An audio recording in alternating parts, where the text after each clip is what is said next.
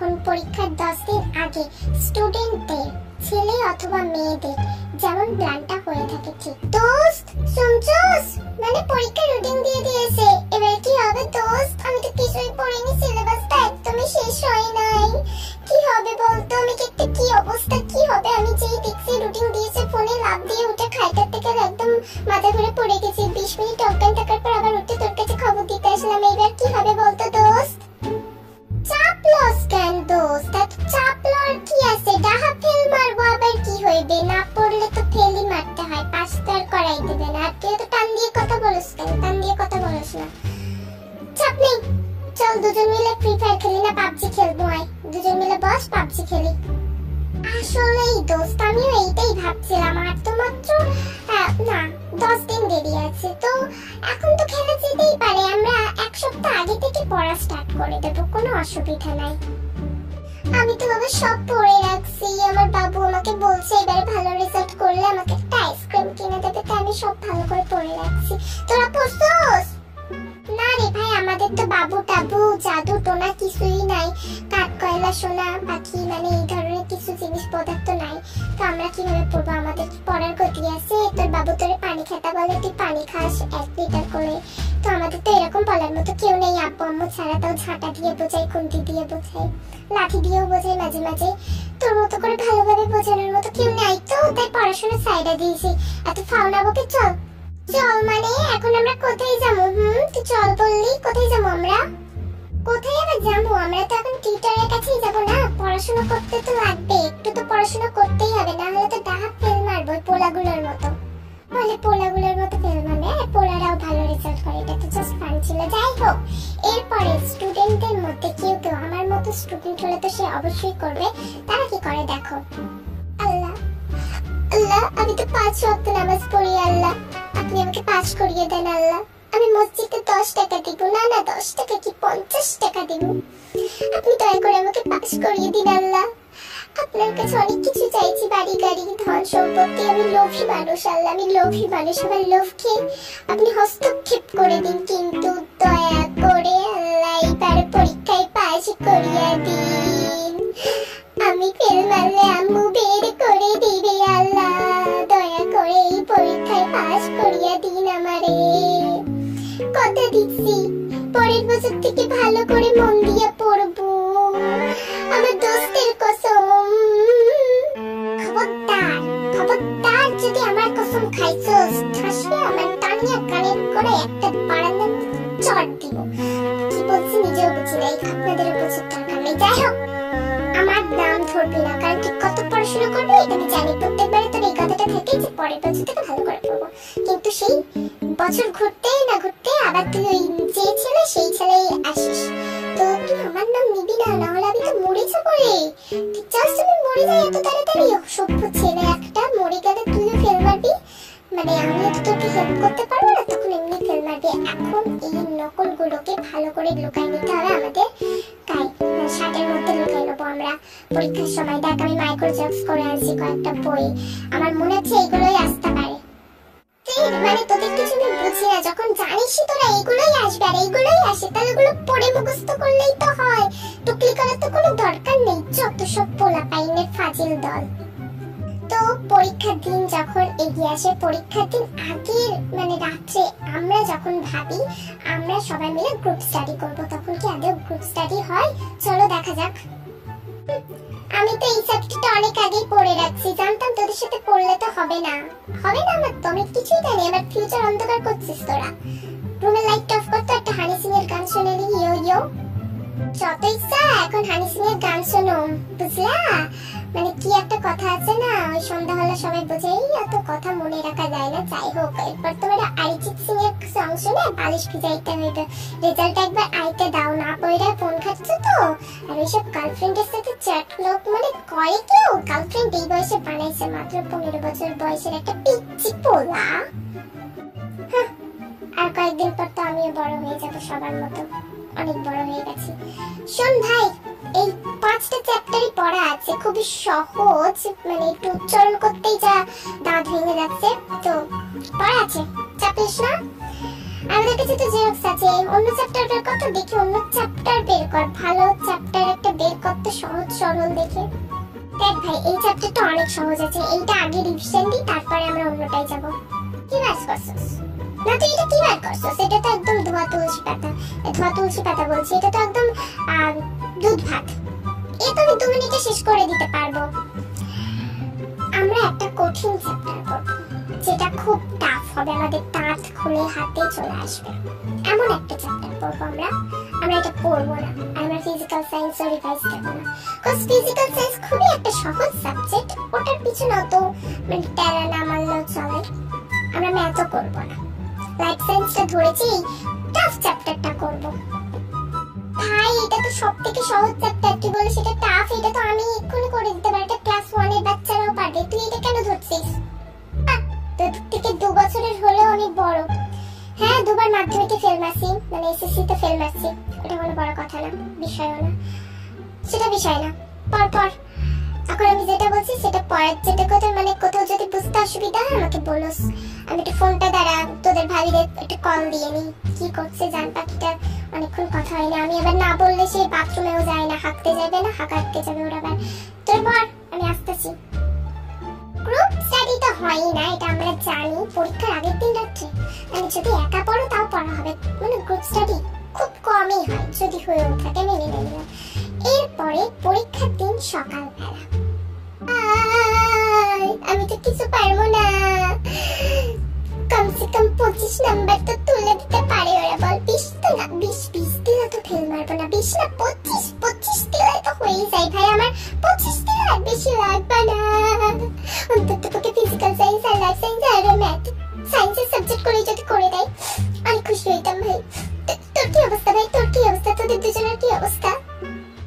আরে চাপলস কেন, আমি একদম ভালো অবস্থায় অবস্থিত রয়েছি, সাল গেছি ভুলে, অঙ্ক গেছি ভুলে, মনে রাখছি শুধু তোমাকে, জান তোমার কথাই বলছি, ভিডিও দেখছো তো, তোমাকেই আমি ডেডিকেট করলাম, আই লাভ ইউ জান। না তো জানের কথা ছাড়া আমি আর কারোর কথা মনে রাখি না, অপ্রয়োজনীয় জিনিস ব্রেন থেকে আউট করে দিই, পড়াটাও সেরকম অপ্রয়োজনীয়। আজকে আমি আমার জানকে নিয়ে উপন্যাস, রচনা, কবিতা, আবৃত্তি সব লিখে দেব, তোরা তোদের মতো থাকবি, আমাকে আমার মতো থাকতে দিবি, কোনায় চিপাইয়া মাইক্রোসফট এনেছি, ওইগুলো একদম দেখা করে নেব, চুপ থাক একদম, চুপই আছি, কি আর বললাম, আমার তো বলিস না, তোরা কান্নাকাটি করছিস, একজন জাদু টোনাকে নিয়ে ব্যস্ত, আমি কাকে নিয়ে ব্যস্ত থাকবো বুঝতেছি না।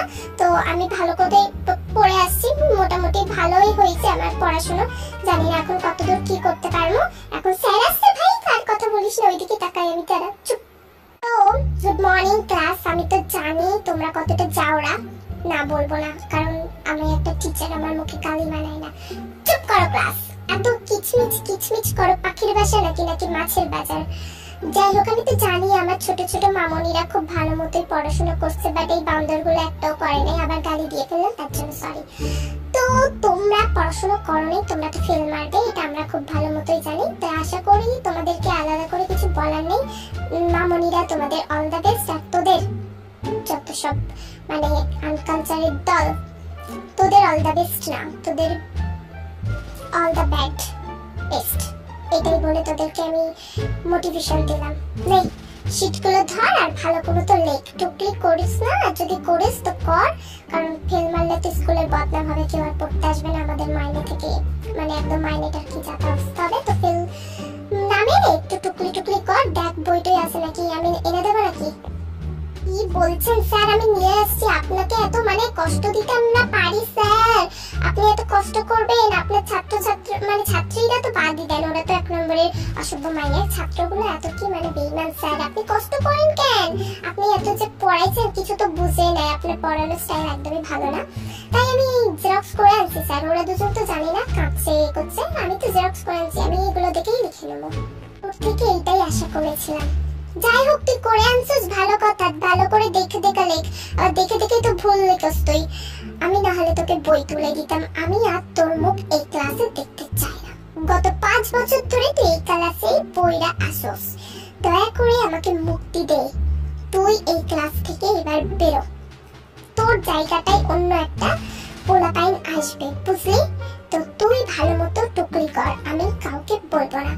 আর 50 মিনিট হয়ে গেলে, আমি জানি না কত পরীক্ষাতে 50 মিনিটই বলছি, তো 50 মিনিট হয়ে গেলে আমাকে সবাই ডেকে দিও, আমি একটু ঘুমাই লই, বউর সাথে ঝগড়া করে রাত্রে ঘুম হয় নাই। ততক্ষণে যার যা টুকলি করাটা রয়েছে সব করে নাও, আমি ঘুমাই। তো অবশেষে সেই ঐতিহাসিক দিনটা আমাদের জীবনে চলে আসে, যে দিনের একদমই অপেক্ষা আমরা করি না।